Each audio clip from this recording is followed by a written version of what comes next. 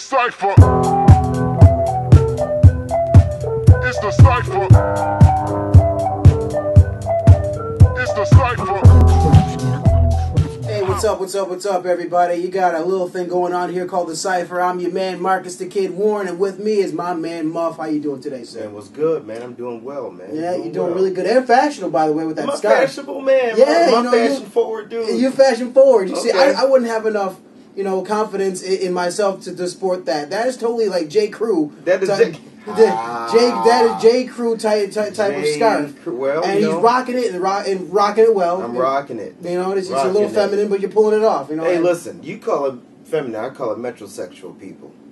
You be the judge. That's another word for feminine. Why is metrosexual got to be another word for feminine, dude? Because it is. No. That means that, you know what? You know what metrosexual is? What is metrosexual? You love women, right? Right. But you probably got a gay uncle. He taught you how to dress a little bit. You know what I mean? You don't objectify every female that you see. You actually engage and find out what's going on in their mind a little bit. Well, and I take care of my nails a little bit, dude. See, that's a whole different subject, you know what I'm saying? But speaking of respecting females and getting into all that stuff, me and you were talking earlier on this week about the whole jump-off situation. We all decided that 2009 was the year of the jump-off. Year of the jump-off. Now, I'm not sure where you want to attack this from, but you know what? We had obviously the Tiger Woods thing, the David Letterman thing. Now, everybody seemed to focus on Tiger for a long time about this whole thing, and not so much David Letterman. Yeah. I mean, why do you think that people weren't so hard on David Letterman? It's racism, man. Race, because he's black. No, I really know what it really is. You scared me there for a minute. I was metrosexual for 2 seconds. No, I mean, for my money, and I know we debated about this beforehand, you got a situation where Tiger Woods, who's a multi-billion-dollar athlete, multi-million-dollar, close to being a billionaire, I'm sure, loses endorsements left and right. You'd have thought that this guy broke the law, okay? But at any rate, I do understand on some level that you have to feed the TMZs of the world. You have to feed the sports centers of the world. All these media outlets with a sensational story of Tiger Woods, having sex with porn stars and just pigs left and right or what have you. Okay, but at the same time, you had David Letterman doing the same thing last year, essentially, who basically ran roughshod sexually through his staff. Okay, now granted, he didn't have Jocelyn James as his receptionist or anything like that. For those of you who don't know, Jocelyn James is a porn star. I did not know that. Yeah, you did. Yeah, I did. Just as a quick sidebar, why is it that when people mention porn stars to guys, we pretend we don't know exactly who that person is? I think one time, we tell the people real quick about my man here one time. I must have mentioned some obscure porn star one day, and I had no idea. I totally would have guessed that Marcus, the Kid Warren, would have never known who this person was, and your response was, "Oh yeah, I got her in one of my." Wow, that's just you watching, At any rate, David Letterman, he doesn't get as much press. It blew over almost like a week or two later. He went back, and I know your point was, and I'll let you expand on this, was the fact that because Tiger had took so long to come out with the issue, that kind of created a monster of this whole infidelity thing that he was going through, as opposed to David Letterman, who actually went ahead and had his, kept going. The show went on with him. Right, exactly. I mean, when the whole thing with Tiger broke, everybody was pretty much speculating for the first couple weeks, I think it was.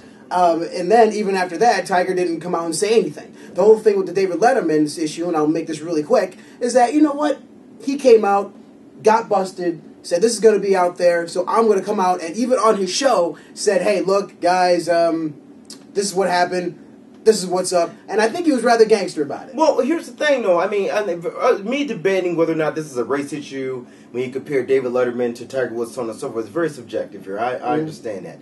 But that said, I always look at media coverage whenever certain white entertainers, now group in athletes with entertainers for this certain white entertainers as opposed to black entertainers. Like you look at Ben Roethlisberger. All right. Now I'm on the internet every day, you know, and I check Sports Center, and I mean ESPN.com and MSN.com. Now it started off, you know, like, oh man, this stuff is really going on, but it's not even. You don't hear as much about the Ben Roethlisberger situation and there's been no closure to it. As a matter of fact, that pretty much blew over already. You know? Yeah, it's almost like So, and had this been, say, Michael Vick, had it been anyone else who allegedly raped a woman, to me, you know, it would have been front news every single day. Your TMZs, your ESPN.com, your blogs would have been going crazy. But then again, in that argument, I understand where you're coming from, and I kind of agree with you, but just playing the devil's advocate, you also have to realize that if this is Tiger Woods we're talking about the highest paid athlete in sports, you know, and plus, that whole wholesome thing that everybody was looking, he had an image. Roethlisberger didn't have an image. Michael Vick didn't have a wholesome image. Yada yada yada. Neither did David Letterman. Well, I'll go back, and David Letterman kind of did, but nobody knew that much about David. Yeah, David Letterman has been kind of it's actually been, you know, it's a made-for-TV movie, but a movie's about David Letterman, about really how off camera he kind of off the hook, not necessarily sexually, but very, you know, he's very moody and all this other stuff. But anyway, that's neither here nor there.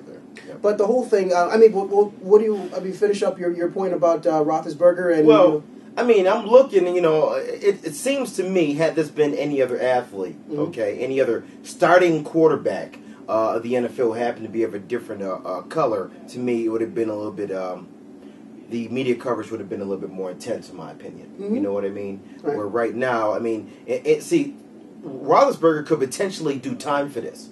What Tiger Woods did, he didn't break any laws. He just, you know, cheated on his wife with a bunch of skanks. You know, I mean, it is what it is. But I mean, you know, this guy stands to lose a lot more than it appears that. Well, if Ben Roethlisberger does get accused of or convicted of rape, he's obviously going to do time, sexual assault.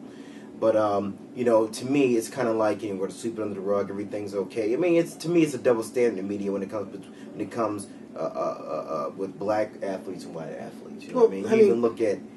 You know, I can even go into the Tim Tebow situation where you have a guy with this wholesome image, but he has this real bad mechanical error in the way that he goes about playing quarterback in the league, whereas when you have black athletes with the same type of, you know, whether he had a bad delivery, but because he has such a wholesome image, Tim Tebow, this dude will get drafted a lot higher than he should, simply because, in my opinion, he has a wholesome image that people are trying to portray. And you know, it just, to me, is a double standard there. Well, I mean, he has an image, period. Tim Tebow. I mean, and people know him. I mean, what would Tim Tebow do? That's what everybody's been talking about for the past couple of years. So obviously, I mean, it's a matter of time before South Park goes in on Tim Tebow. By the way. That's a matter of time. That's neither here nor there. Yep. Oh, we're about to run out of time, y'all. So, I mean, is there anything else you want to get into real quick? No, that's right. You know, be on the lookout next week, man. I'm going to have another CD review for you, and also we'll talk about our top 5 MCs all time. You know, we always debate those classics and all that type of thing. 'Cause at the end of the day, you know, the Cipher is really all about the hip hop. You know what I mean? The hip hop. You know, we're going to definitely go into that, and I also want to speak on the issue with Fox News, the reporter. And him interviewing and interrupting the president repeatedly. So, you know, be on the lookout for that next week. In the meantime, you know, peace out. Peace. Don't forget to pray for me, y'all. All right. It's the Cipher. It's the Cipher. It's the Cipher.